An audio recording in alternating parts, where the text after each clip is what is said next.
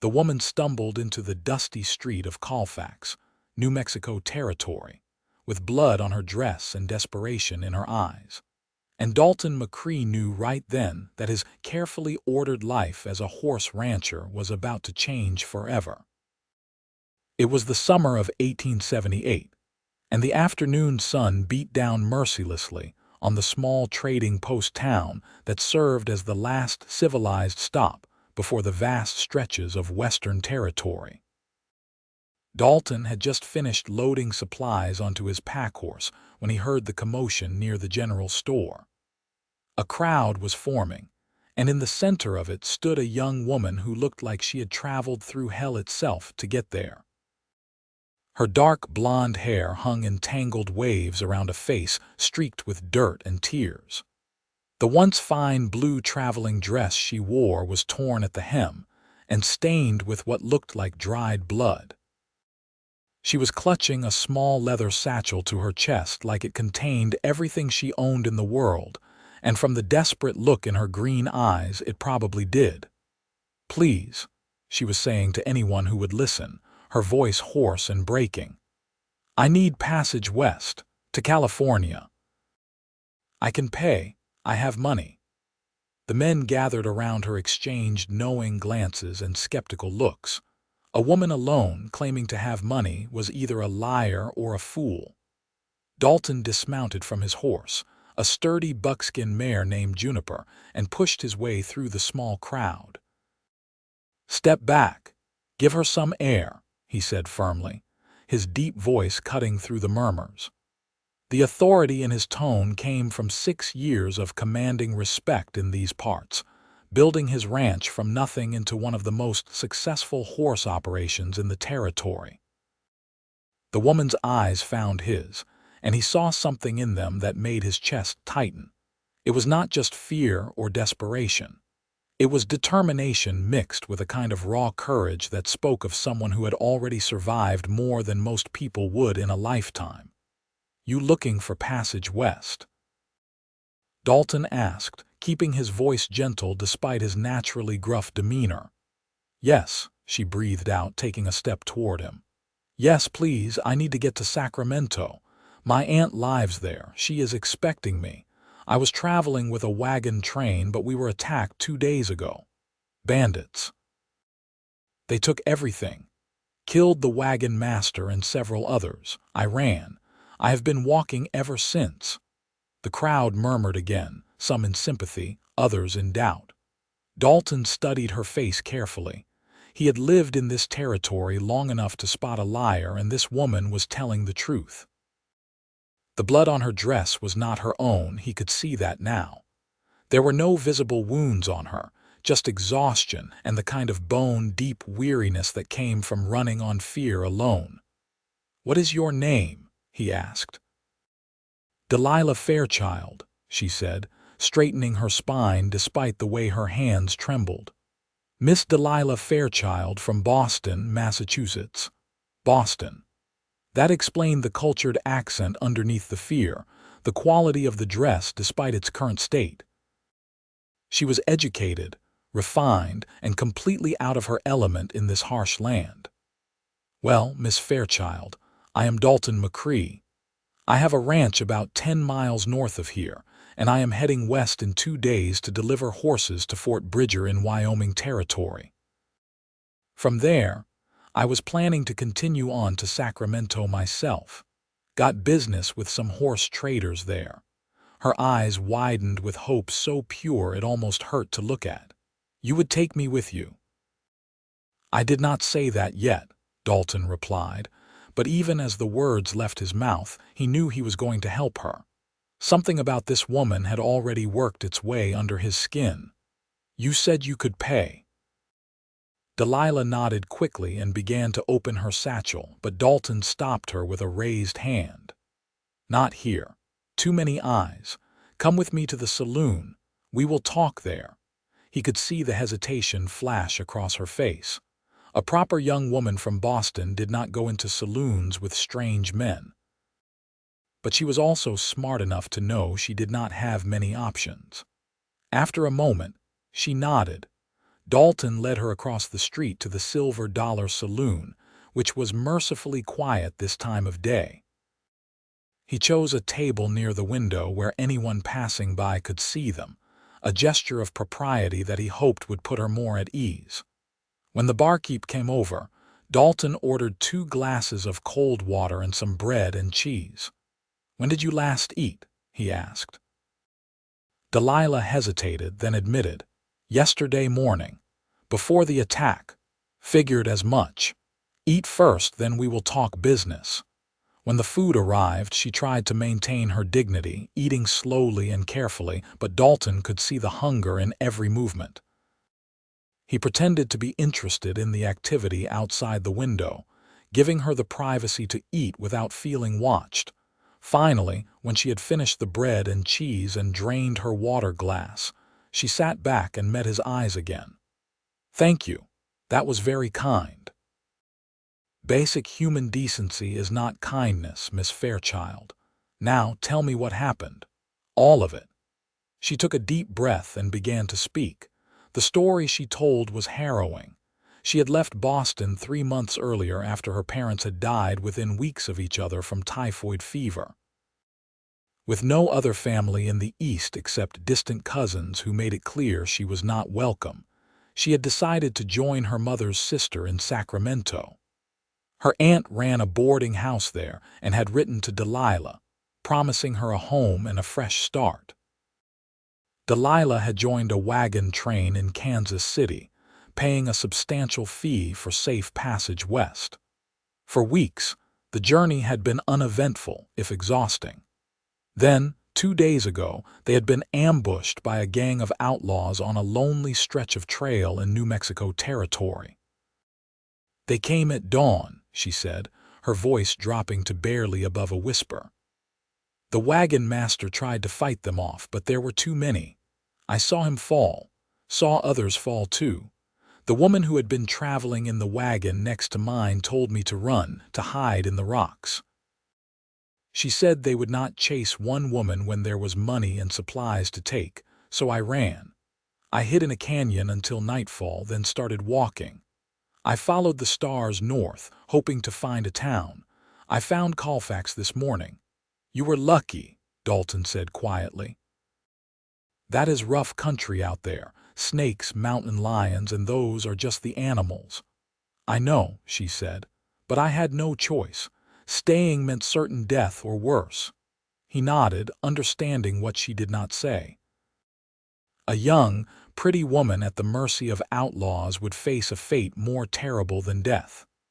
"So you need to get to Sacramento," Dalton said. "And you said you can pay." Delilah reached into her satchel and pulled out a small leather purse.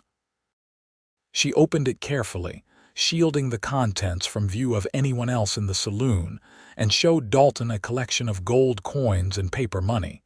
It was not a fortune, but it was enough. "My father left me some money," she explained. "I sewed it into the lining of this bag." The bandits never thought to look in something so small. They took my trunk, my other clothes, everything else, but they did not get this.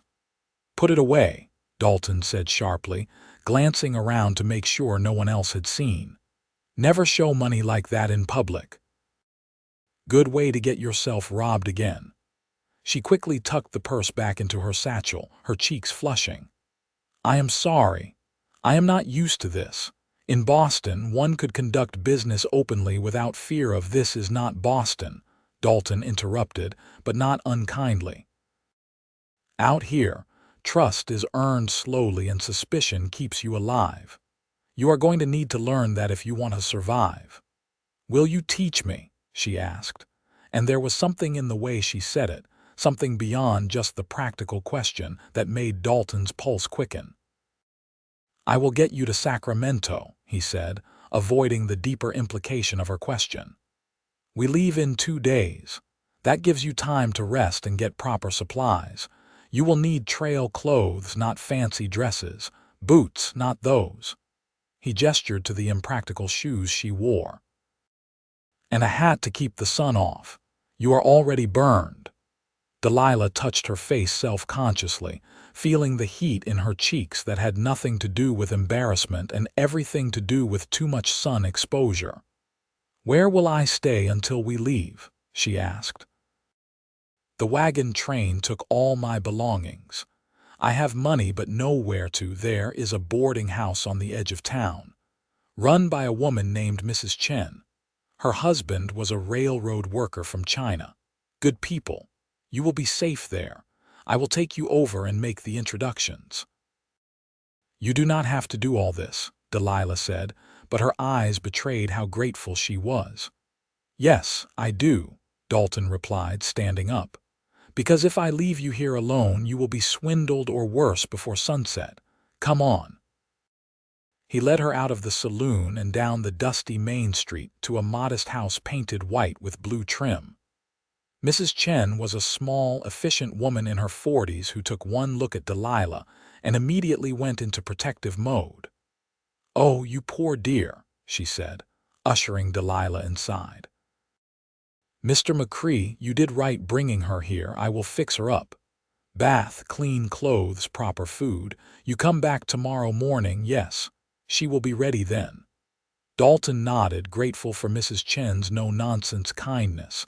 He tipped his hat to Delilah. "Rest up, Miss Fairchild. Tomorrow we will get you outfitted for the trail.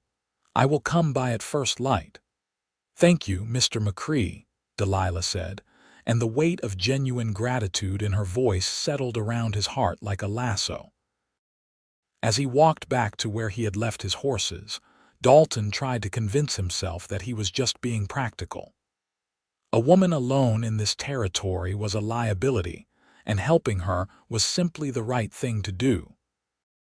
But he could not shake the image of her green eyes looking up at him with such trust, such hope. He had been alone for a long time, focused entirely on building his ranch and his reputation. Women had come and gone from his life, brief encounters that never amounted to anything substantial. But something about Delilah Fairchild felt different. Felt like the kind of different that could change everything. The next morning, Dalton arrived at Mrs. Chen's boarding house just as the sun was painting the eastern sky in shades of gold and pink. Delilah was waiting for him on the porch, and he almost did not recognize her. Gone was the bedraggled, desperate woman from yesterday. In her place stood someone who looked ready for the trail, Mrs. Chen had outfitted her in practical traveling clothes. A split riding skirt in dark brown, a simple white cotton blouse, and a leather vest. Her hair was braided and pinned up under a wide-brimmed hat. She wore sturdy boots that looked broken in, probably borrowed from Mrs. Chen's collection of clothes left behind by previous travelers. "You look ready to ride," Dalton observed, surprised at how the practical clothes somehow made her even more attractive than the fancy dress had. "Mrs. Chen has been very helpful," Delilah said, stepping down from the porch. "She said these clothes belonged to travelers who passed through and never came back for them. I paid her for them, of course." "Good. Now we need to get you a few more supplies. Canteen, bedroll, things like that. And we need to talk about the journey." They spent the morning going from shop to shop, purchasing what Delilah would need for the weeks of travel ahead. Dalton was impressed by how she listened carefully to his advice, asking intelligent questions and never complaining about the cost or the practicality of the items. She was learning, adapting, and he found himself respecting that ability to change. Over lunch at a small cafe, Dalton laid out his plan. "We leave tomorrow at dawn. It will take us about 3 weeks to reach Fort Bridger, depending on weather and the condition of the trails. I am driving a small herd of horses, about 20 head, which means we cannot move too fast. From Fort Bridger to Sacramento is another 3 weeks, maybe more. That is 6 weeks minimum on the trail together, Miss Fairchild. 6 weeks of hard riding, camping rough, and dealing with whatever the territory throws at us. Are you certain you are up for this?" Delilah met his eyes steadily. Mr. McCrae, I walked through the desert for 2 days with no food and little water, hiding from outlaws and wild animals to reach civilization. I think I can handle 6 weeks on horseback with an experienced guide. A slow smile spread across Dalton's face. Fair enough. But you should know, I am not a gentle man. I am direct, sometimes harsh, and I do not coddle. If you cannot keep up, I will tell you. If you are doing something wrong, I will correct you. And if danger comes, you follow my orders without question. Can you live with that? Can you live with a woman who has opinions and will not be treated like a delicate flower? Delilah countered. I may be from Boston, Mr. McCrae, but I am not helpless. I am educated, capable, and quick to learn. I will pull my weight on this journey. The fire in her eyes stirred something in Dalton's chest. Then we have an understanding. Now about payment. I will pay you fairly for your services as a guide, Delilah interrupted. Mrs. Chen helped me understand the going rates. Will $50 be sufficient? It was more than fair, but Dalton hesitated. Taking her money made this a business transaction, nothing more. And some part of him, a part he was trying hard to ignore, did not want it to be just business. $30, he said finally. Plus you help with the horses. Deal. Delilah extended her hand like a man would, and after a moment of surprise, Dalton shook it. Her hand was small in his, but her grip was firm. Deal, she said. That night, Dalton lay in his bedroll under the stars at his camp just outside of town, staring up at the vast expanse of sky and wondering what he had gotten himself into. He had agreed to take a beautiful, educated woman from Boston across some of the most dangerous territory in the West. 6 weeks together on the trail, 6 weeks of close quarters, shared campfires, and constant proximity. He told himself it would be fine. He was a professional. He had guided people before, though admittedly never a single woman alone, but he could handle it. He had to handle it, because the alternative was leaving her stranded in Colfax with winter coming on and no way to reach her family in California. Sleep came slowly, and when it did, his dreams were filled with green eyes and a smile that promised both trouble and salvation. Dawn came too quickly. Dalton was up before the sun, breaking camp and saddling Juniper. He had already retrieved his herd from the grazing pasture where he had left them, and the horses milled about restlessly, sensing the journey ahead. They were good animals, well-trained and strong. He had spent years building his breeding program, and these horses represented some of his finest work. He rode into town just as the first light was breaking over the mountains. Delilah was waiting at Mrs. Chen's boarding house with her supplies packed and ready. Mrs. Chen fussed over her like a mother hen, making sure she had enough food packed and extracting promises that Delilah would write once she reached Sacramento. You take care of this girl, Mr. McCrae, Mrs. Chen said sternly, pointing a finger at him. She is a good person, good heart. You keep her safe, yes. Yes, madam, Dalton promised. I will guard her with my life. He meant it as a polite assurance, but the words settled over him with the weight of an oath. He realized, looking at Delilah in the early morning light, that he would indeed protect her with his life if it came to that. The thought should have scared him. Instead, it felt right. You ready? He asked Delilah. I am ready, she confirmed. You ever ridden a horse before, of course. I rode frequently in Boston. Side saddle, naturally. Dalton almost laughed. Not out here. Out here you ride astride like anyone else. Come on, I will show you. He had brought one of his gentler mares for her, a sweet-tempered chestnut named Maple. He showed Delilah how to mount properly, how to hold the reins, how to sit balanced in the saddle. She was a natural rider, adjusting quickly to the different style, and within a few minutes she looked comfortable. We will start slow, Dalton said, swinging up onto Juniper. Let you get used to the saddle. By tonight, You will be sore in places you did not know you had muscles, but you will adjust. Everyone does. They rode out of Colfax as the sun crested the mountains, painting the desert landscape in shades of gold and crimson. The herd of horses followed docilely, trained to follow Juniper's lead. Delilah rode beside Dalton, and despite his warnings to start slow, she seemed to take to the trail like she had been born to it. For the first few hours, they rode in companionable silence. Dalton was not much of a talker, and he appreciated that Delilah did not seem to need constant conversation. She was too busy taking in the landscape, her eyes wide with wonder at the vast openness of the territory. "It is so different from Boston," she said finally, as they stopped to water the horses at a small creek. "Everything there is so crowded, so built up. Here it feels like the land goes on forever." "It pretty much does," Dalton said, dismounting and stretching. "Miles and miles of nothing but earth and sky. Some people find it lonely, others find it freeing." "Which are you?" she asked.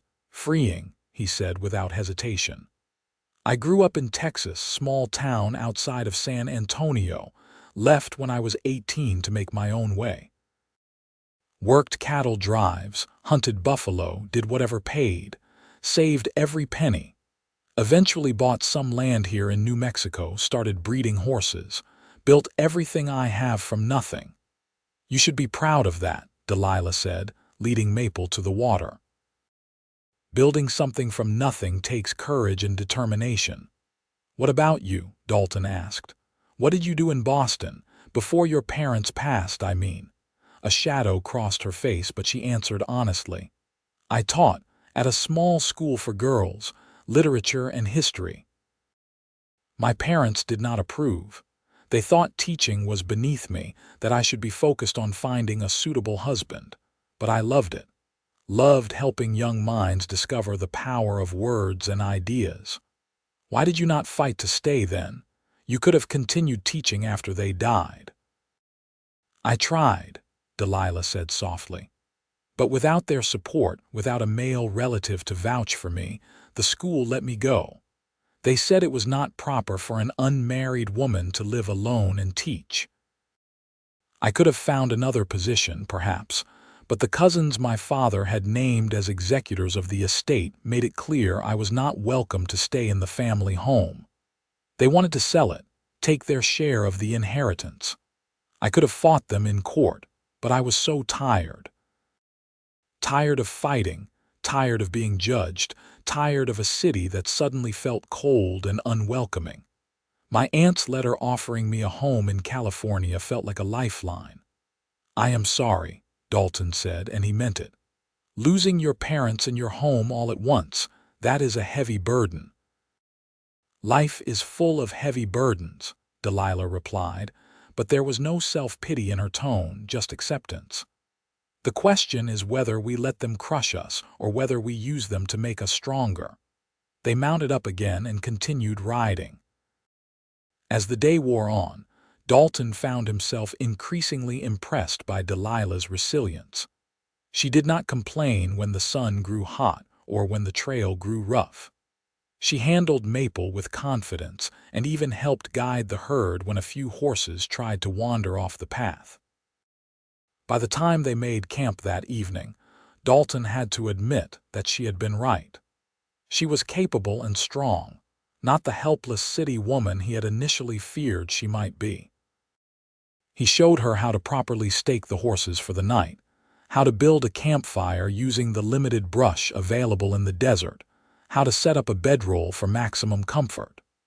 She watched everything carefully, asking questions when she did not understand and helping where she could. Over a simple dinner of beans, hardtack, and coffee, they talked more.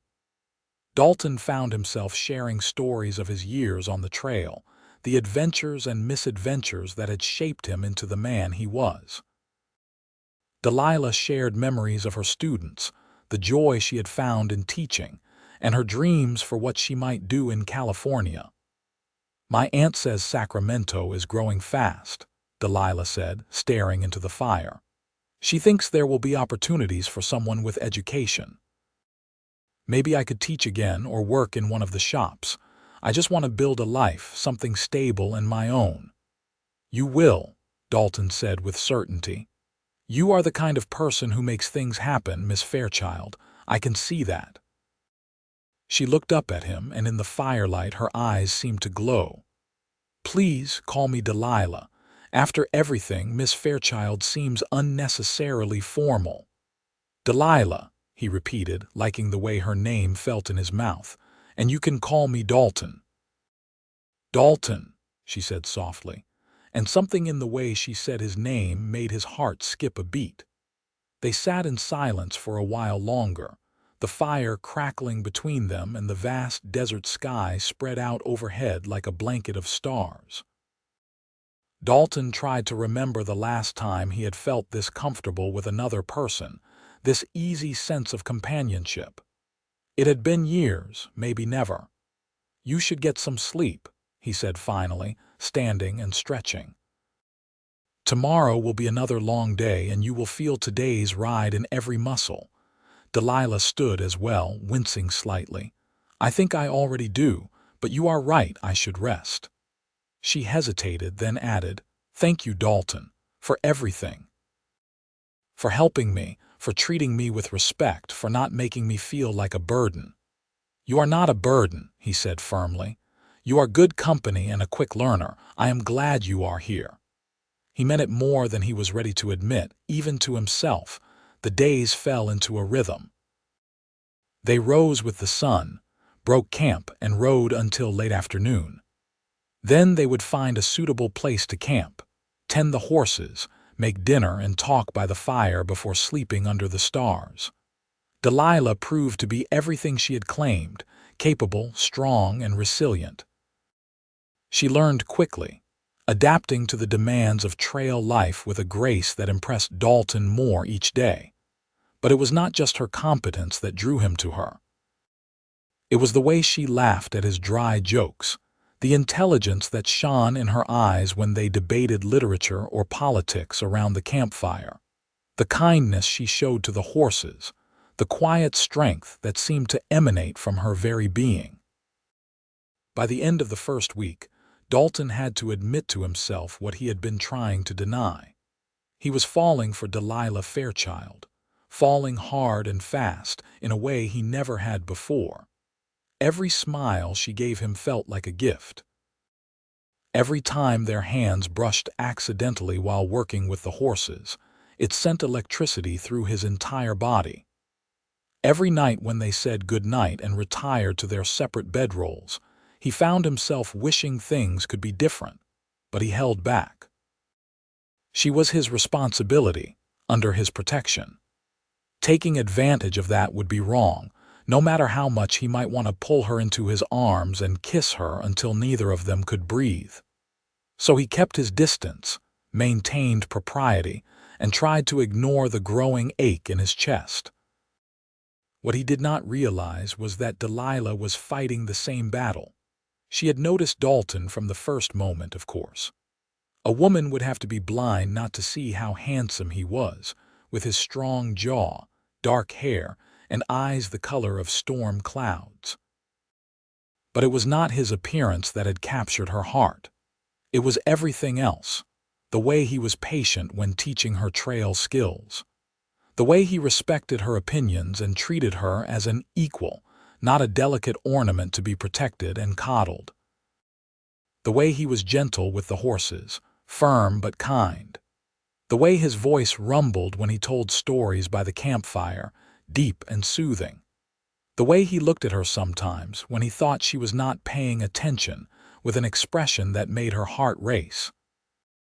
She had not come west looking for love. After her parents' death and the coldness of her Boston relatives, she had resigned herself to a life alone, focused on building independence and self-sufficiency. But Dalton McCrae had walked into her life at her lowest moment and offered her not just passage west, but kindness, respect, and something that felt dangerously like partnership. The second week on the trail brought new challenges. They entered rougher terrain, climbing into the foothills where the trail was rocky and treacherous. One afternoon, as they navigated a narrow path along a cliff edge, one of the younger horses in the herd panicked and nearly fell. Dalton reacted instantly, dismounting and moving to calm the animal. But the horse reared in fear, its hooves dangerously close to Dalton's head. Without thinking, Delilah rode forward and began singing. It was an old lullaby her mother had sung to her as a child, soft and melodic. The frightened horse's ears pricked forward, attention caught by the unexpected sound. Delilah kept singing, her voice steady and calm, and slowly the horse settled. Dalton was able to grab its halter and lead it away from the cliff edge to safety. When the crisis was over and the herd was calm again, Dalton looked at Delilah with something like awe in his eyes. "Where did you learn to do that?" he asked.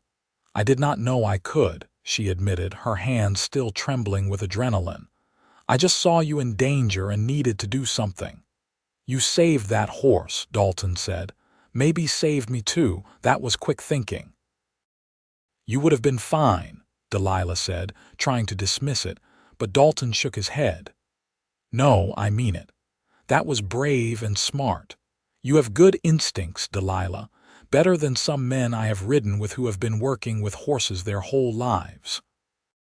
The praise warmed her more than the afternoon sun ever could. That evening, as they made camp in a sheltered valley with a small stream running through it, the tension between them felt different. Something had shifted during the crisis on the cliff. Some invisible line had been crossed, and neither of them could quite name what it was. After dinner, Dalton stood and held out his hand to Delilah. "Come with me. I want to show you something." She took his hand, and the touch sent familiar sparks through her skin. He led her away from the campfire, up a small rise that overlooked the valley. From this vantage point, they could see for miles, the land spread out beneath them in the fading light. "This is why I love this country," Dalton said, his voice quiet but filled with emotion. "This freedom, this space to breathe and be yourself without the weight of other people's expectations. Out here, it does not matter where you came from or who your family was. All that matters is who you are and what you make of yourself." "It is beautiful," Delilah agreed, but she was not looking at the landscape. She was looking at him, at the way the setting sun painted gold highlights in his dark hair, at the strong line of his profile, at the gentle expression on his face that he only seemed to show when they were alone like this. Dalton turned and caught her staring. For a long moment, they just looked at each other, the air between them charged with unspoken words and unfulfilled longing. "Delilah," he said, his voice rough, "I need to tell you something." "What is it?" she asked, her heart pounding so hard she was sure he must be able to hear it.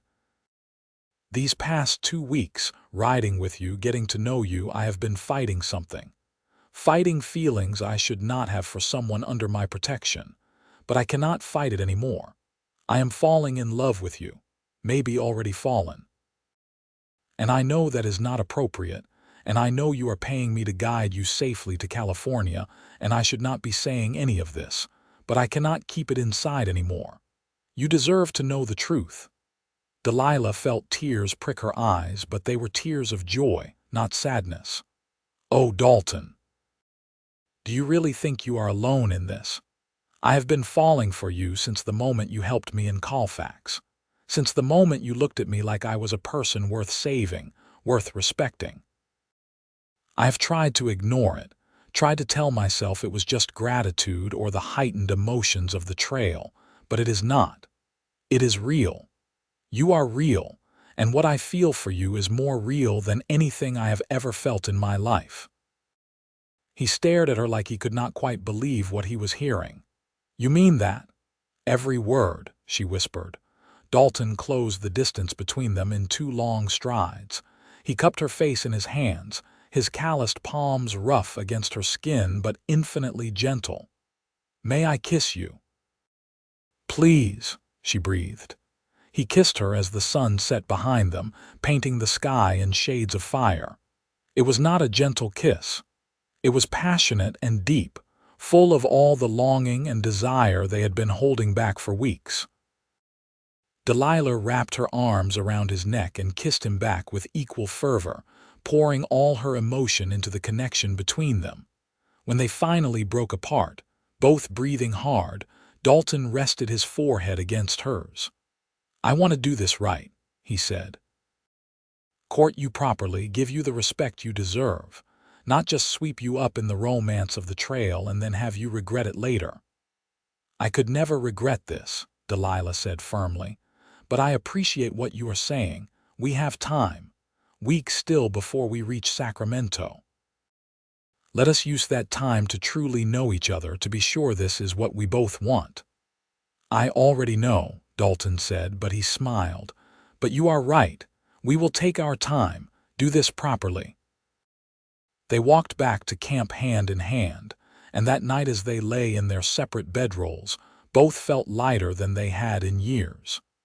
The future, which had seemed uncertain and frightening, now glowed with possibility. The third week brought them into Wyoming territory and toward Fort Bridger. The landscape changed again, becoming greener as they climbed into mountain valleys. They passed other travelers occasionally, small groups heading east or west on their own journeys. Each encounter reminded Delilah of how dangerous the trail could be and how lucky she was to have found Dalton. True to his word, Dalton courted her properly. He picked wildflowers for her when they bloomed along the trail. He took extra care in making sure she was comfortable in camp. He talked to her for hours by the firelight, sharing his dreams and listening to hers. They discussed books they had read, places they wanted to see, the kind of life they each wanted to build. And every few days he would kiss her. Sometimes soft and sweet, sometimes passionate and desperate, but always leaving her wanting more. Delilah bloomed under his attention.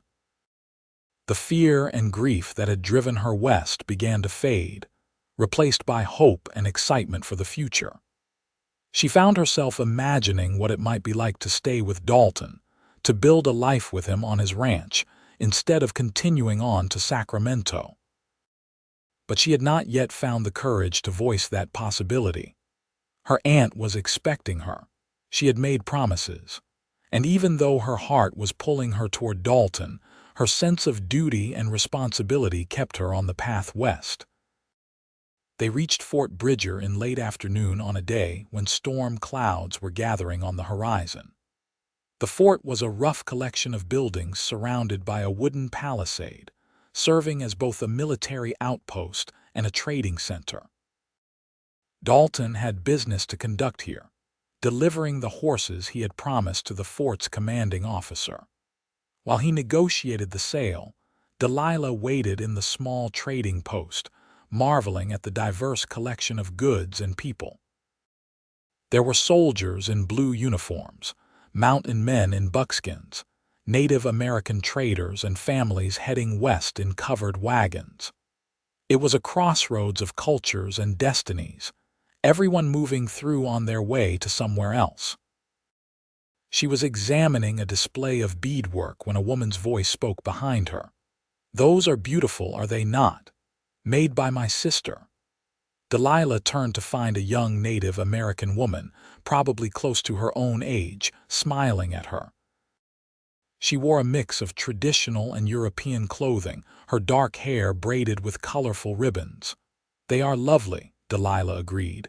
"Your sister is very talented." "I am Sarah," the woman said, extending her hand. "My husband works at the fort. We live in the settlement nearby." "You are traveling through?" "Yes," Delilah said, shaking her hand. "I am Delilah Fairchild. I am heading to California, to Sacramento." "Long journey," Sarah observed. "You travel with family?" "No, I am traveling with a guide, a horse rancher named Dalton McCrae. He is conducting business with the fort now." Sarah's eyes lit with recognition. I know Mr. McCrae. He has brought horses here before. Good man, honest trader. You are fortunate to travel with him." "I know," Delilah said softly, unable to keep the emotion from her voice. Sarah studied her face with keen intelligence, and a knowing smile curved her lips. "Ah, I see. It is not just business between you." Delilah felt herself blush. "Is it that obvious?" "Only to another woman in love," Sarah said kindly. "The way your face lit up when you spoke of him, the way you look toward the door hoping he will walk through it, these are the signs of a heart engaged." "I did not expect this," Delilah admitted. "When I left Boston, I was running from grief and disappointment. I was not looking for love. But Dalton, he just walked into my life and everything changed." "Love is like that," Sarah said. "It comes when we least expect it, and it changes everything. My husband and I, we came from very different worlds. He is a soldier. I am the daughter of a chief. Many people did not approve.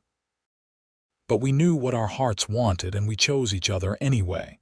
Sometimes the greatest courage is allowing yourself to be happy." Delilah felt tears prick her eyes. "Thank you. I needed to hear that." They talked for a while longer, and by the time Dalton came to find her, Delilah and Sarah had exchanged addresses and promised to write. Having a friend, even one she might never see again, felt precious. That night, they camped just outside the fort. The storm that had been threatening finally broke, sending rain pouring down in sheets. They took shelter under a large pine tree, huddled together under a canvas tarp Dalton had rigged up to keep them dry. The closeness was both torture and bliss.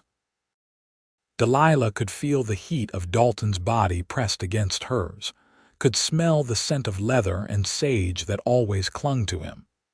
His arm was around her shoulders, holding her close, and she could feel his heart beating strong and steady. "I sold the horses for a good price," Dalton said, his voice low and intimate in the darkness. "More than I expected. Fort needed quality animals and was willing to pay for them." "That is wonderful," Delilah said. "Your breeding program must be better than you realize." "Maybe," Dalton said. "Or maybe I just got lucky." He paused, then added, "Seems I have been getting lucky a lot lately. Finding you in Colfax, getting to know you on the trail, falling in love with the most amazing woman I have ever met." Delilah turned in his arms to look at him. Rain dripped from the edge of the tarp, but in their small shelter they were dry and warm. "Dalton, I need to tell you something." "What is it?" he asked, concern flickering in his eyes. "I do not want to go to Sacramento," she said, the words rushing out before she could lose her courage. "I mean, I should go, I know. My aunt is expecting me, but my heart does not want to go. My heart wants to stay with you." Dalton's expression transformed from concern to joy so pure it took her breath away. "Are you saying what I think you are saying?" "I am saying I love you," Delilah said clearly. "I love you, Dalton McCrae, and I want to build a life with you, if you will have me." He kissed her then, deep and passionate, one hand tangled in her hair and the other holding her close. When they broke apart, he was smiling so wide it was almost blinding. "If I will have you," he repeated incredulously. "Delilah, I have been trying to figure out how to ask you to stay without seeming like I was pressuring you. You are the best thing that has ever happened to me. The thought of you leaving, of watching you ride away in Sacramento and never seeing you again, has been killing me. Yes, I will have you. I will love you and cherish you and build whatever life you want with you." "I do not need much," Delilah said, happy tears mixing with the rain on her face. "Just you, and a place to call home and the freedom to be myself." "You will have all that and more," Dalton promised. "We will go to Sacramento, let your aunt know you are safe and explain the situation. Then we will head back to my ranch in New Mexico. It is not much yet, just a house and some barns and a lot of land, but we can build it into something wonderful together." "It sounds perfect," Delilah whispered. They held each other as the storm raged around them, talking quietly about their future. They would marry in Sacramento if Delilah's aunt would allow it, or in Colfax on their way back if she preferred. They would expand the ranch, maybe start breeding not just horses but cattle too. Delilah could teach if she wanted, or help run the ranch, or both. The possibilities were endless and glittering with promise. When the rain finally stopped and the stars emerged, they were still wrapped in each other's arms, neither wanting to let go. Tomorrow they would continue their journey west, but now it was not a journey to separation. It was a journey to the beginning of their life together. The final 3 weeks to Sacramento passed in a haze of happiness. They traveled through some of the most beautiful country Delilah had ever seen, crossing the Sierra Nevada mountains with their towering peaks and pristine lakes. Dalton showed her how to fish in the mountain streams, how to identify edible plants, how to read the weather in the clouds. And every night they talked about their future, refining their dreams and plans. Dalton was already thinking about expanding his breeding program, maybe specializing in horses suited for ranch work. Delilah wondered about starting a small school on the ranch for the children of nearby families, or perhaps writing about her experiences in the West for Eastern newspapers. They encountered challenges, of course. A mountain pass was blocked by a late-season rockslide, forcing them to take a longer route. They had a tense encounter with a group of rough-looking prospectors that could have turned dangerous if Dalton had not handled it with calm authority. One night, a mountain lion prowled around their camp, attracted by the smell of the horses, and Dalton sat up all night with his rifle ready to protect the herd. But through it all, they faced everything together, and each challenge overcome only strengthened the bond between them.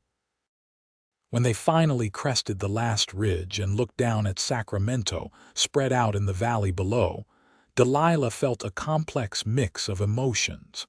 Relief at having completed the long journey, excitement about seeing her aunt again and knowing she was safe, but also a bittersweet awareness that this journey which had brought her and Dalton together was ending. "You nervous?" Dalton asked, riding beside her. "A little," Delilah admitted. "I have not seen Aunt Margaret since I was a child, and I have to tell her I am not staying." "That feels ungrateful somehow." "You are not being ungrateful," Dalton said firmly. "You are choosing your own path. Your aunt will understand that if she truly cares about you." They rode into Sacramento as the afternoon sun was slanting low. The city was booming with activity, far more developed than Colfax or any of the other small towns they had passed through. There were proper streets, brick buildings, churches with tall steeples, and the constant sound of construction as the city continued to grow. Delilah's aunt ran a boarding house on the edge of the residential district, a large 2-story building painted yellow with white trim. When they knocked on the door, it was opened by a woman in her 50s with graying blonde hair and eyes the same shade of green as Delilah's. "Delilah." She gasped. "Oh, my dear girl, you made it. I have been so worried. Your letter said you would be here months ago, and when you never arrived, I feared the worst." "Aunt Margaret," Delilah said, hugging her aunt tightly. "I am so sorry. There was trouble on the journey. My wagon train was attacked. I barely escaped with my life. If not for Dalton, I would never have made it here." She turned to introduce Dalton, who had stayed respectfully back but now stepped forward, removing his hat. "Madam, I am Dalton McCrae. I found your niece in Colfax, New Mexico territory, and offered her safe passage west." Margaret looked him up and down with a shrewd gaze that missed nothing. "I see. And did you find more than just safe passage along the way?" Delilah felt herself blush, but she met her aunt's eyes steadily. "Yes, madam, I did. Aunt Margaret, I need to be honest with you. I am grateful beyond words for your offer of a home here. It gave me hope when I had none. But I have fallen in love with Dalton, and he with me. We intend to marry and build a life together on his ranch in New Mexico. I am not staying in Sacramento." She braced herself for anger or disappointment, but her aunt simply smiled. "I had a feeling, the moment I saw the way you looked at him. That is the look of a woman in love, and I am happy for you, dear girl, but you will stay for a few days at least. Rest, recover from your journey, let me get to know the man who won my niece's heart." Relief flooded through Delilah. "Of course, if Dalton is willing, I would be honored," Dalton said, smiling. They spent 3 wonderful days in Sacramento. Aunt Margaret fussed over them both, feeding them enormous meals and insisting they rest properly in real beds. She grilled Dalton about his ranch, his prospects, and his intentions toward Delilah, but she did it with such warmth and humor that he could not help but like her. On their second evening there, over dinner, Margaret told them about her own past. She had come west as a young widow, her husband killed in the Mexican-American War. With nothing tying her to the east and a desire for a fresh start, she had made the dangerous journey alone and built her boarding house from the ground up.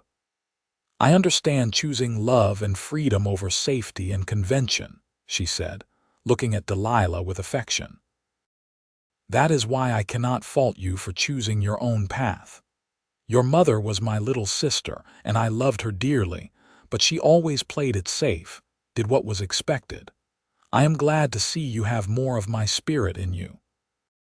On the third day, Margaret took them to see the local minister, a kind man who agreed to perform a simple wedding ceremony the next morning.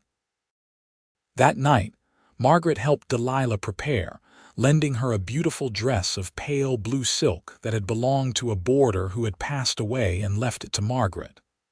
"She was a good woman," Margaret said as she helped Delilah into the dress. "Would have wanted it to go to someone starting a happy new chapter. It fits you perfectly." Delilah studied herself in the mirror. The dress was simple but elegant, and with her hair pinned up and a few wildflowers tucked into the arrangement, she looked like a proper bride. "I wish my mother could be here," she said softly. "She would have liked Dalton." "She is here in spirit," Margaret assured her, "and she would be so proud of the strong, brave woman you have become." The next morning dawned clear and beautiful. They were married in a small church with Margaret and a few of her regular boarders as witnesses. It was nothing like the grand society wedding Delilah might have had in Boston, but it was perfect.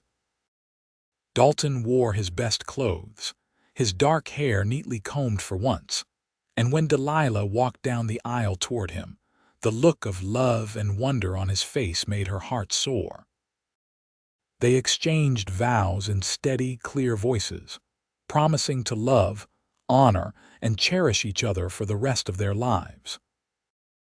When the minister pronounced them husband and wife and told Dalton he could kiss his bride, he did so with a joy and tenderness that brought tears to more than one eye in the small gathering. Afterwards, Margaret hosted a small celebration at the boarding house. She had baked a cake and invited some of the local families she knew. There was music and dancing and laughter, and Delilah felt surrounded by love and good wishes. As evening fell and the celebration wound down, Dalton and Delilah said their goodbyes. Margaret hugged her niece tightly, extracting a promise that they would write regularly and visit when they could. "Be happy, sweet girl," Margaret whispered. "That is all I ever wanted for you." "I will," Delilah promised. "I already am." They left Sacramento the next morning, heading back east toward New Mexico and the ranch that would be their home. The journey back was different from the journey west. They were not strangers learning to trust each other anymore. They were husband and wife, partners in every sense, and the trail felt less like a challenge and more like an adventure. They took their time, stopping to camp in beautiful spots, making love under the stars, talking for hours about everything and nothing. They talked about what they would do when they reached the ranch, how they would expand and improve it. They talked about children they might have someday, dreams they wanted to pursue, the kind of life they wanted to build together. By the time they rode up to the ranch house 3 weeks later, Delilah felt like she was truly coming home. The house was simple, built of logs with a wide front porch, but it was solid and well made. There was a barn for the horses, a chicken coop, and a garden plot that would need attention. Beyond the buildings, the land stretched out in rolling hills dotted with trees, beautiful and wild. "It is not much yet," Dalton said, suddenly nervous. "But we can add on to the house, make it bigger and more comfortable, and there is plenty of land. We can build whatever you want." "It is perfect," Delilah said, meaning it. "It is ours. That is all that matters." They settled into married life with surprising ease. Dalton taught Delilah the daily operations of the ranch, and she proved to be a quick learner and capable partner. She took charge of the garden, planting vegetables and herbs, and started a small flock of chickens for eggs. He showed her the finer points of horse training, and she developed a gift for it, particularly with the younger animals who responded to her gentle, patient approach. In the evenings, after the work was done, they would sit on the porch and watch the sun set over their land, talking about their day and making plans for the future. On Sundays, they would ride into Colfax for supplies and to attend services at the small church. They became part of the community, known as the hard-working young couple building something good. Mrs. Chen was delighted by their marriage and immediately adopted them both, fussing over them and bringing by food whenever she thought they looked too thin. Other neighbors proved friendly as well, and slowly a network of friendships and connections formed. As fall turned to winter, Delilah discovered she was pregnant. She told Dalton one evening as they sat by the fire, his hand resting on her belly as she whispered the news. The look of pure joy on his face was something she would remember for the rest of her life. "We are having a baby," he said, his voice thick with emotion. "Delilah, we are going to be parents." "Yes," she said, laughing and crying at the same time. "In the spring, we will have a little one." He kissed her tenderly, then knelt before her and kissed her belly. "Hello in there, little one. This is your father. I cannot wait to meet you." Winter was harsh that year with heavy snows and bitter cold, but inside the ranch house, everything was warm and bright. Dalton spent his time improving the house, adding a room that would serve as a nursery and reinforcing everything to be safe for a child. Delilah sewed baby clothes and blankets, preparing for their new arrival with excitement and a little fear. In early April, on a morning when the wildflowers were just beginning to bloom, Delilah went into labor. Mrs. Chen came to help, having delivered many babies over the years, and after a long day and night of labor, Delilah brought their son into the world. They named him Daniel, after Dalton's father who had died when he was young. Daniel had his father's dark hair and his mother's green eyes, and from the moment Dalton held him for the first time, he was completely besotted. "He is perfect," Dalton whispered, staring down at his son with wonder.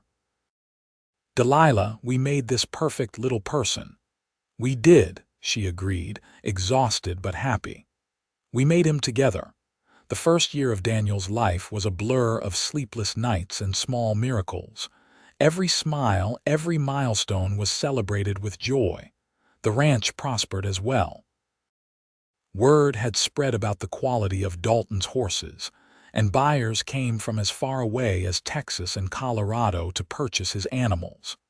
They were able to expand, buying more land and building better facilities. When Daniel was 2, Delilah gave birth to their second child, a daughter they named Deanna. She had her mother's blonde hair and her father's serious expression, and she proved to be as determined as both her parents combined. The years passed in a rhythm of hard work, family joy, and growing prosperity. Daniel grew into a bright, curious boy who loved the horses as much as his father did. Deanna was quieter but no less intense, with a gift for numbers that showed itself early. When she was 5, Delilah started teaching her to read and write, and by the time she was 7, Diana was helping keep the ranch accounts. Delilah did eventually open a small school, just as she had dreamed. It started with just a few neighbor children coming to the ranch house 3 days a week for lessons. But as word spread about her skill as a teacher, more families began sending their children. Eventually, the community built a proper schoolhouse in Colfax, and Delilah taught there part-time while still managing her responsibilities at the ranch. She also began writing, sending stories about life in the West to newspapers and magazines back east. Her writing was popular, offering an honest and sometimes humorous look at frontier life from a woman's perspective. The small income it generated was nice, but more than that, it was fulfilling to know her words were reaching people and perhaps encouraging other women to seek their own adventures. Dalton's horse breeding program became one of the most respected in the territory. His animals were known for their intelligence, strength, and steady temperament. He took pride in the work, but more than that, he took pride in the life he had built with Delilah. Every night, he thanked whatever force of fate had brought her stumbling into Colfax that hot summer day so many years ago. As their children grew, they told them the story of how their parents had met. How their mother had been desperate and alone, and their father had offered her not just passage west but hope and love. Deanna and Daniel never tired of hearing the story, and as they grew older, they came to understand the deeper meaning behind it. That love could come from the most unexpected places. That kindness could change lives. That home was not a place, but the people you chose to build a life with. When Daniel was 15 and Diana was 13, a third child arrived unexpectedly. They named her Delia, a combination of both her parents' names. She was a happy, easy baby who brought new joy and laughter to the house. By the time Delilah was 40, they had built the ranch into a true success. They employed several hands to help with the work, and the ranch produced not just horses but cattle, crops, and even some sheep. The original small house had been expanded multiple times, now boasting 6 bedrooms, a large kitchen, and a dining room big enough to host the entire community for gatherings. They had weathered droughts and hard winters, economic panics, and the various challenges that came with frontier life. But through it all, their love had remained constant, a foundation upon which everything else was built. Aunt Margaret visited twice over the years, delighting in her nieces and nephews by marriage and praising the life Delilah had created. She passed away peacefully in her sleep when Delilah was 42, leaving the boarding house to Delilah in her will. They sold it to a kind couple who promised to continue Margaret's legacy of welcoming travelers, and used some of the proceeds to build a proper barn and indoor riding arena on the ranch. As Dalton and Delilah grew older, they only grew closer. Their love, which had bloomed so quickly on the trail all those years ago, had deepened into something unshakable. They knew each other's thoughts, finished each other's sentences, and could communicate entire conversations with just a look. On their 20th wedding anniversary, Dalton surprised Delilah with a gift. It was a leather-bound journal, beautifully made with her name embossed on the cover in gold letters. "What is this for?" she asked, running her hands over the smooth leather. "For your stories," Dalton said. "You have been writing for newspapers for years, but I think you should write a book. Tell our story, tell the story of the West as you have lived it. People should know what you have seen and done." Tears filled Delilah's eyes. "You really think I could? I know you could," he said firmly. "You are the strongest, smartest, most capable woman I have ever known. You can do anything you set your mind to. You have proved that every day since I met you." She kissed him, pouring 20 years of love and gratitude into the gesture. "I love you, Dalton McCrae. More today than yesterday and less than tomorrow. And I love you, Delilah McCrae. You are my heart, my home, my everything." She did write that book, working on it in the evenings and during quiet afternoons. It took her 3 years to complete, and when it was finally published by a small press in San Francisco, it became an unexpected success. The book told the story of her journey west, her love story with Dalton, and the life they had built together. Readers loved the honest, heartfelt narrative, and the book went through several printings. By the time Delilah was 50, Daniel had married a sweet girl from a neighboring ranch and was running much of the day-to-day operations of the McCrae Ranch. Deanna had married as well, to a lawyer from Santa Fe, and divided her time between her husband's practice and helping manage the ranch accounts. Young Delia was 17 and had announced her intention to become a doctor, a bold ambition that her parents fully supported. Dalton and Delilah could have retired, could have stepped back and let the younger generation take over, but they both loved the ranch too much to ever fully step away. They still worked alongside their children and the ranch hands, still took evening rides across their land, still sat on the porch each night and talked about their day. One evening, as they sat watching the sunset paint the sky in shades of orange and pink, Delilah leaned her head on Dalton's shoulder and sighed contentedly. "You ever wonder what your life would have been like if you had not helped me that day in Colfax?" she asked. Dalton was quiet for a moment, thinking. "No," he finally said, "because the man I would have been without you is not someone I want to imagine. You made me better, Delilah. You made me whole." "You saved my life," she said softly. "Not just physically, though you did that too. You saved me from a life of loneliness and regret. You showed me that I could be strong and still need someone, that I could be independent and still choose partnership. You gave me everything I never knew I needed." "We saved each other," Dalton said, taking her hand and bringing it to his lips. "That is what love does. It saves us from the lesser versions of ourselves and shows us who we can become." They sat in comfortable silence as the sun dipped below the horizon and the first stars began to appear. Behind them, they could hear the sounds of the ranch settling for the night, the low murmur of voices from the bunkhouse, the whinny of horses in the barn, the distant laughter of their granddaughter playing with the ranch dogs. It was a good life, a full life, a life rich with love and meaning. And it had all started with a desperate woman begging for passage west and a cowboy who gave her a seat on his horse and a place in his heart. Years continued to pass, each one bringing its own joys and challenges. Daniel and his wife gave them 2 grandsons and a granddaughter. Deanna had a son who was sharp as a tack and already talking about law school at age 10. Delia went off to medical school in the East, one of only a handful of women in her class, making her parents burst with pride.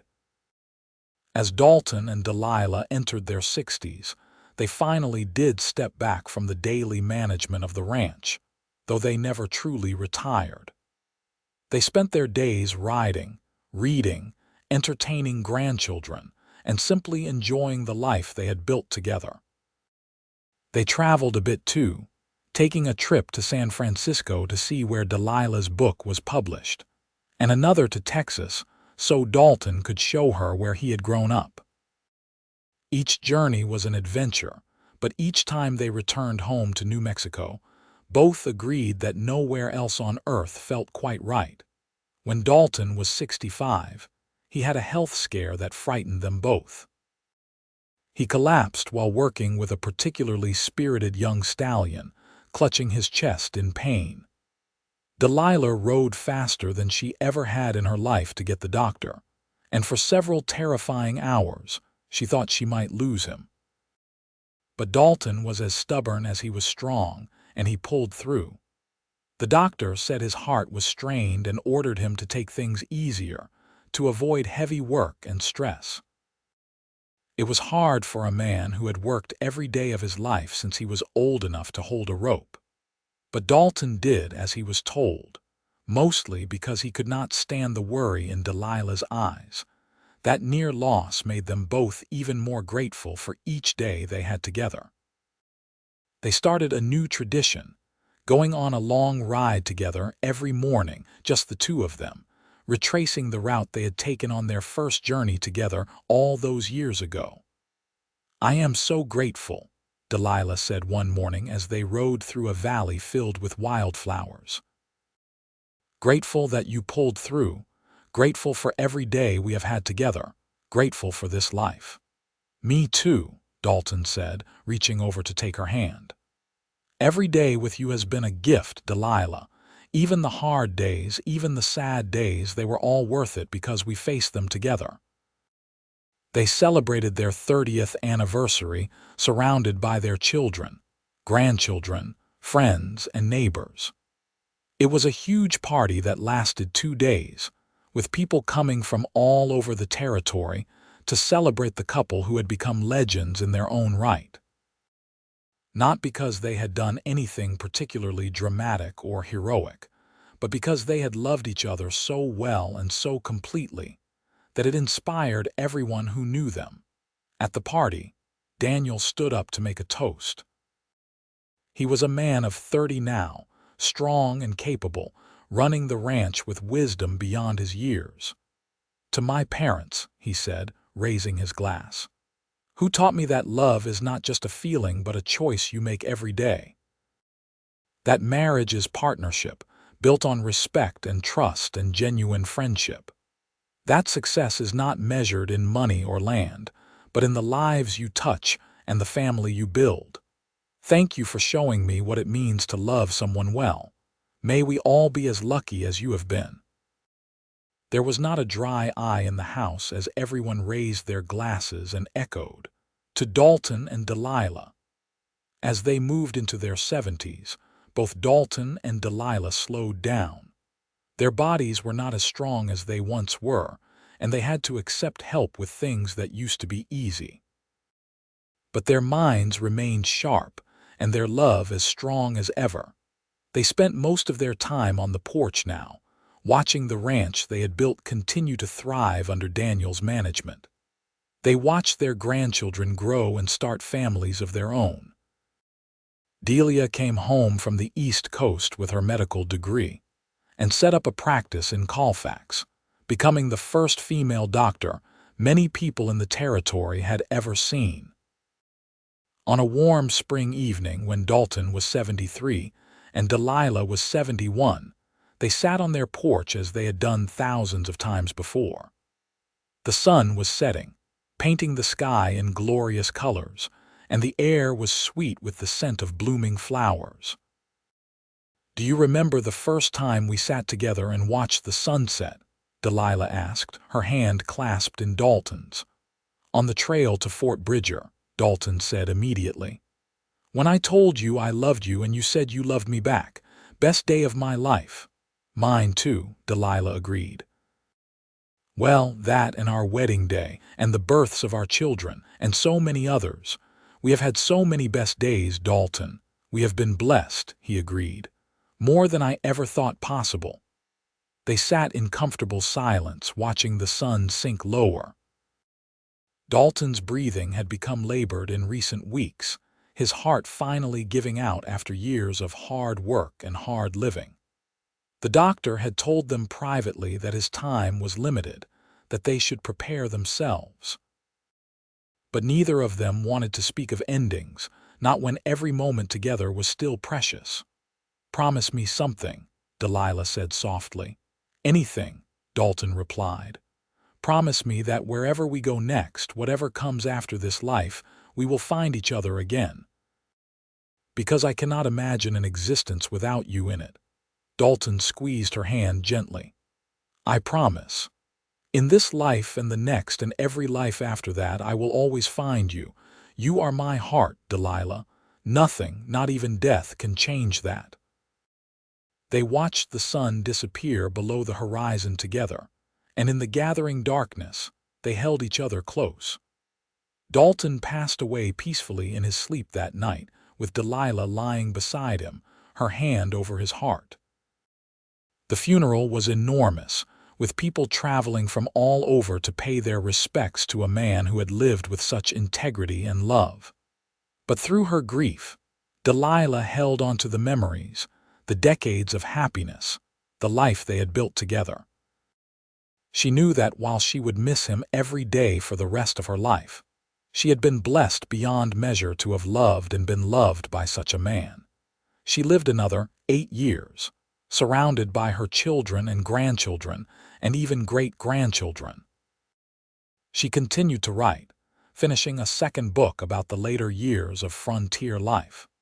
She helped Delia in her medical practice, sharing the wisdom of years of frontier healing and herbal remedies.